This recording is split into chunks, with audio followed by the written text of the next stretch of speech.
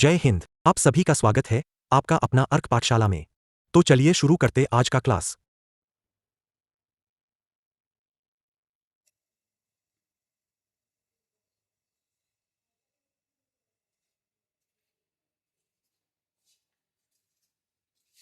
जय हिंद दोस्तों, स्वागत है आपका अपना यूट्यूब चैनल अर्क पाठशाला में। दोस्तों, हम क्लास 10th का एक्सरसाइज 1.2 कर रहे थे। एक्सरसाइज 1.2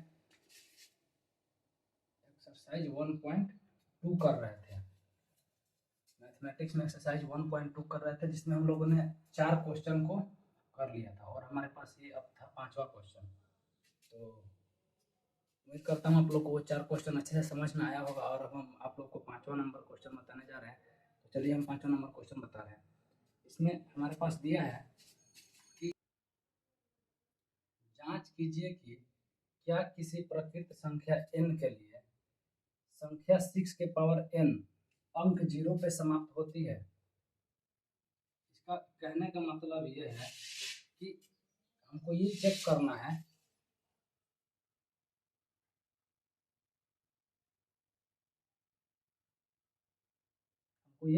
है कि अगर कोई प्राकृत संख्या है n के जगह पर कोई भी प्राकृत संख्या है, जैसे कि 1 हो गया, 2 हो गया, 3 हो गया, 4 हो गया, 5 6 कुछ भी, n के जगह पे अगर कोई भी संख्या हो और एक संख्या है 6 के पावर n, जैसे कि अगर हम n के जगह पे 1 रख लिए, n के जगह पे 1 रख लिए तो यहाँ पे 6 के पावर 1 रखना है। n के पावर अगर 2 रखते हैं तो यहाँ पे 6 के पावर 2 रखना है। n के पावर अगर 3 n यहाँ पे अगर 3 मानते हैं तो यहाँ पे 6 के पावर 3 रखते हैं।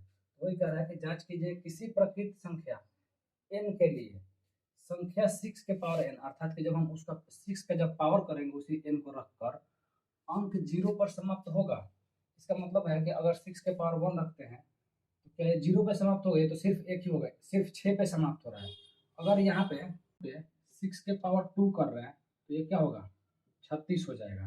तो ये संख्या किस पे समाप्त हो रही है, यहाँ से 6 पे समाप्त हो रही है ना। अगर 6 के पावर क्यू करते हैं, 6 के पावर क्यू करते हैं तो 216 मिल रहा है। इसका मतलब कि संख्या किस पे मिल रही है, संख्या 6 पे मिल रही है। अगर 6 के पावर 4 करते हैं तो 216 में 6 से अगर और गुना करते हैं तो ये भी 6 पे ही समाप्त होगा, 1266। तो ये भी 1296। तो ये भी संख्या किस पे समाप्त हो रही है, 6 पे समाप्त हो रही है। इधर से हम जा रहे हैं, संख्या किस पे समाप्त हो रही है, 6 पे समाप्त हो रही है। तो वही चीजें निकालना है हमको। ये देखना है कि किसी प्रकृत संख्या n के लिए संख्या 6 के पावर n होगा, क्या 0 पे समाप्त होगा, वो देखना है। तो इसका कहने का मतलब है कि जो इकाई अंक है ना, जैसे कि 2 4 6 3, ये अगर मान लेते हैं संख्या है तो इसका इकाई अंक क्या 0 आएगा, यही हमको निकालना है। चलिए मैं आप लोग को बता रहा हूँ।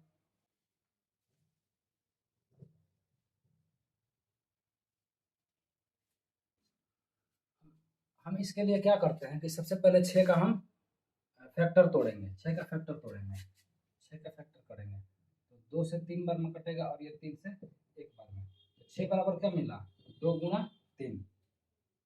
6 बराबर क्या मिला, 2 गुना 3। तो हम देख रहे हैं जैसे कि एक चीज यहाँ पे आप लोग नोट में लिख लीजिएगा कि 0 इकाई अंक, इकाई अंक में बनने के लिए कम से कम 1 2 तथा 1 5 का गुणनफल अवश्य होना चाहिए। हम लोगों ने क्या पढ़ा कि इकाई अंक पे 0 होने बनने के लिए क्या क्या होना चाहिए, कम से कम फैक्टर में, गुणनखंड में 1 2 तथा 1 5 का गुणा अवश्य होना चाहिए। जैसे कि आप लोग देखिए 5 गुणा 2 करते हैं तभी तो ये अंक 0 पे समाप्त हो रहा है। 5 गुणा 2 गुणा 2 कर रहे हैं, 5 5 25, 25 गुना 50 और 50 गुना कितना होता है 100। मतलब जितना 5 और जितना 2 रहेगा उतना ही हमारे पास 0 बनेगा। इसमें 1 5 1 है तो 1 0 बना है, इसमें 2 5 और 2 2 है तो 0 कितना बना, 2 बना। 5 गुणा 5 गुणा 5, 2 गुणा 2 करते हैं, 5 5 25 25 125, 125 दूना 250, 250 दूना 500, 500 दूना कितना हो गया 1000। यहाँ पे 3 5 है और 3 2 है, तो जीरो कितना बना है, 2 बना है। तो आप लोग इसको याद रखिएगा कि जीरो इकाई अंक बनने के लिए कम से कम 1 2 तथा 1 5 का गुणनफल अवश्य होना चाहिए। 5 गुणा 2 कितना हो गया, 10। और यहाँ पे हमको क्या मिला, 6 के पावर क्या मिला, 2 गुणा 3। यहाँ पे 2 तो मिल रहा है, लेकिन क्या 5 मिल रहा है, 5 नहीं मिल रहा है। तो इसलिए ये कभी भी जीरो पे समाप्त नहीं हो सकते। तो इसके लिए हम एक लैंग्वेज लिख देंगे, प्रकृत संख्या 6 के पावर n संख्या जीरो पर समाप्त नहीं होगी, क्योंकि क्योंकि जीरो पर समाप्त होने के लिए 1 2 तथा 1 5 का गुणनफल होना चाहिए, गुणनफल होना चाहिए। तो उम्मीद करता हूँ आप लोग को ये चीज़ें समझ में आई होगी।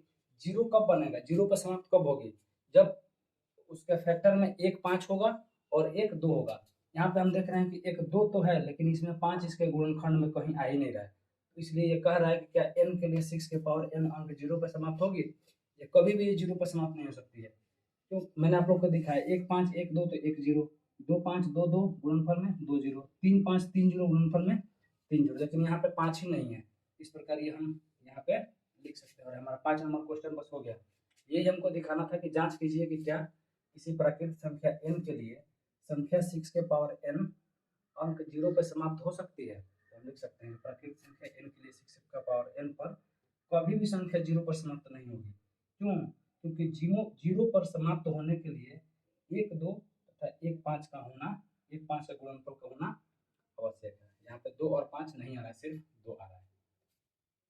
आप लोग को आशा करता हूँ आप लोग को ये चीज़ समझ में आई होगी। अब मैं इसके बाद से 6 नंबर क्वेश्चन को करने जा रहा हूँ। ठीक है, जब तक आप लोग इसको अगर स्क्रीनशॉट लेना होगा तो आप लोग स्क्रीनशॉट ले लीजिए।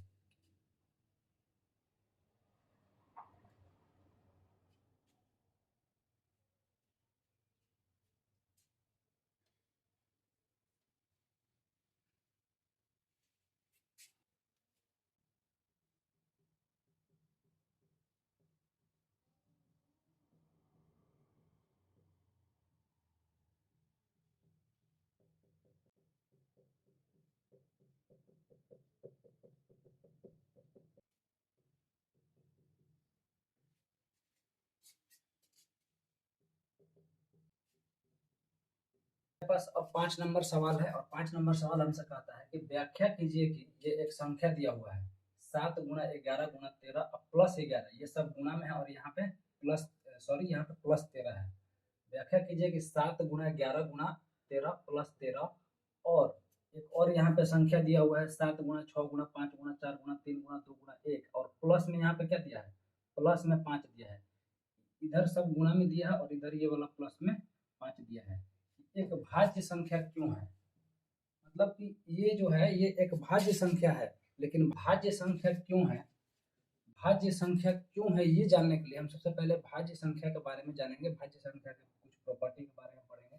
जैसे कि हमारे पास एक संख्या है 10 और एक संख्या हम ले लेते हैं 11, एक 10 और एक 11। आप सबको पता होगा कि 10 क्या है, भाज्य संख्या है, और 11 क्या है, अभाज्य संख्या है। अब 10 और 11 में 10 भाज्य है, 11 अभाज्य है। तो 10 भाज्य क्यों है और 11 भाज्य क्यों है, एक पहले एक छोटा सा संख्या पे सीखते हैं, उसके बाद से हम क्या करेंगे, बड़ी वाली संख्या लेंगे। तो 10 को जब हम फैक्टर करते हैं तो 2 से 5 बार में कटा, 5 से 1 बार में कटा, अर्थात हम इसको लिख सकते हैं 10 बराबर 2 गुणा 5 गुणा 1। और अगर हम 11 को डिवाइड करते हैं तो 11 से 11 सिर्फ एक ही बार में कटेगा, और इसको हम लिख सकते हैं 11 बराबर 11 गुणा 1। आप लोग इसमें देखिए, ये संख्या 10 है, इसको मैंने भाज्य बोला है, और ये संख्या 11 है, इसको मैंने अभाज्य बोला है। 10 10 का जब हम गुणनखंड किए हैं तो गुणनखंड मिला है 1 2 3, तीन संख्या इसका गुणनखंड मिला है, 2 भी मिला है, 5 भी मिला है और 1 भी मिला है। और जब हम 11 को गुणनखंड किए हैं तो 11 में हमारे पास सिर्फ 2 ही गुणनखंड मिला है, एक 11 और एक 1। अर्थात कहने का मतलब है कि जो हमारे पास 11 है वो या तो सिर्फ 11 ही से कटेगा और नहीं तो सिर्फ 1 से कटेगा और बाकी किसी से भी नहीं कट रहा है। और हमारे पास 10 है तो 10 2 से भी कट, गुणनखंड मतलब होता है कि वो किस किस चीज से वो संख्या कट रही है। 10 क्या है, 2 से भी कट रहा है, 5 से भी कट रहा है और 1 से भी कट रहा है। तो भाज्य संख्या इस प्रकार से आप लोग भाज्य संख्या समझ गए होंगे कि भाज्य संख्या क्या होता है, वैसी संख्या जो 1 से भी कटे और खुद से भी कटे और इसके अलावा किसी और भी संख्या से कटे, उसको क्या कहते हैं, उसको हम भाज्य संख्या कहते हैं। और अभाज्य संख्या क्या होता है, जो सिर्फ 1 से कटे और सिर्फ अपने आप से कटे। जैसे कि 11 है, एक तो 11 से ही कट रहा है और ये 1 से कटेगा। जो सिर्फ 1 से कटे और सिर्फ अपने आप से कटे उसको क्या कहते हैं, उसको हम कहते हैं अभाज्य संख्या। इस प्रकार अभाज्य संख्या में भी हम देखेंगे तो अभाज्य संख्या का गुणनखंड कितना हुआ, 2 निकल कर के आ रहा है, जबकि भाज्य संख्या का गुणनखंड कितना निकल कर के आ रहा है, 1 2 3। अब यहाँ पे ये जरूरी नहीं है कि सभी भाज्य संख्या का गुणनखंड 3 ही निकल कर के आए, 3 ही संख्या गुणनखंड 2 से अधिक हो। यहाँ पे ये संख्या 4 भी हो सकती है, संख्या 5 भी हो सकती है, संख्या 6 भी हो सकती है। तो ऐसी संख्या जिसका गुणनखंड 2 से अधिक हो उसको हम क्या कहते हैं, भाज्य संख्या कहते हैं। और अभाज्य संख्या में क्या है, इसका हमेशा गुणनखंड 2 ही होगा, एक वो संख्या खुद और एक। तो वैसी संख्या जिसका गुणनखंड सिर्फ 2 ही होता है उसको क्या कहते हैं, उसको अभाज्य संख्या कहते हैं। तो आप लोग भाज्य संख्या और अभाज्य संख्या समझ में आ गया होगा आप लोग को। अब हम इसके बाद से इस वाले क्वेश्चन पे चल रहे हैं।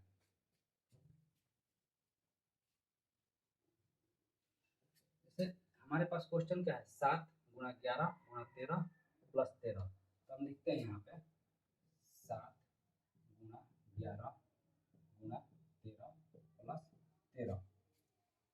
अब आप लोग इसमें देखिए कि 7 गुणा 11 गुणा 13 प्लस 13, इसमें ये गुणा में तो है तो सारी संख्या एक ही है, इसको हम सभी प्लस में जहाँ से होता है वहां से अलग संख्या शुरू होती है।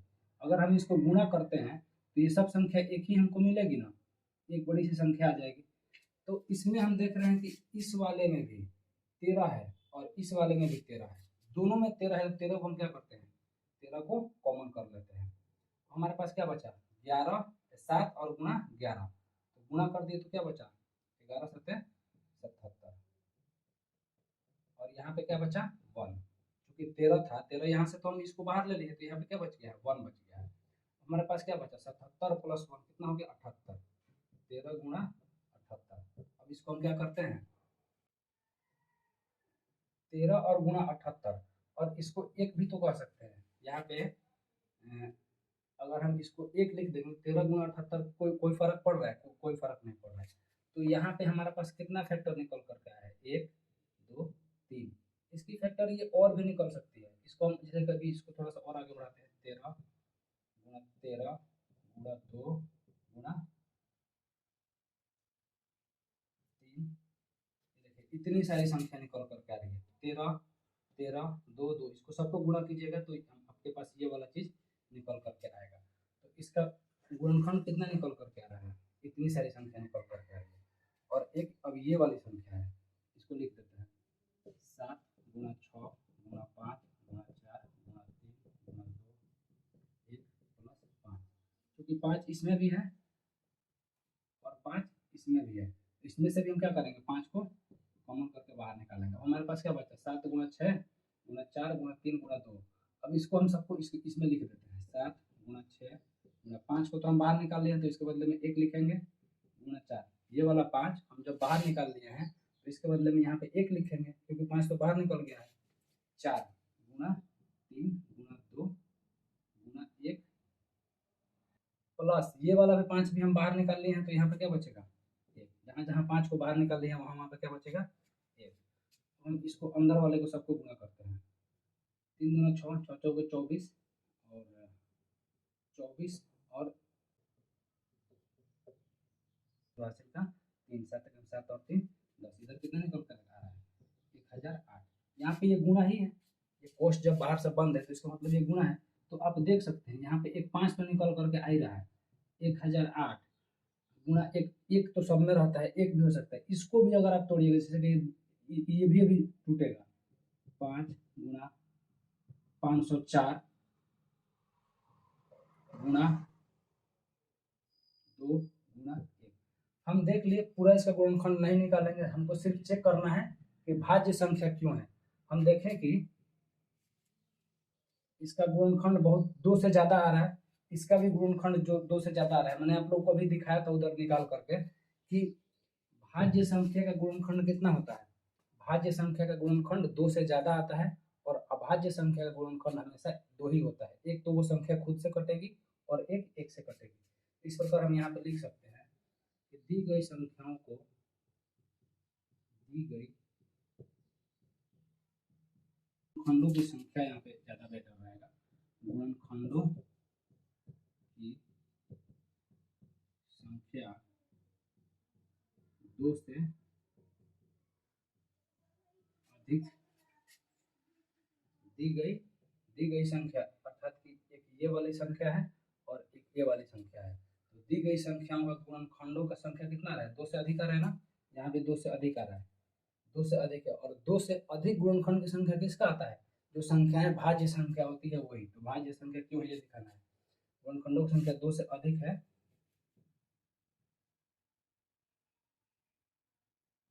इसलिए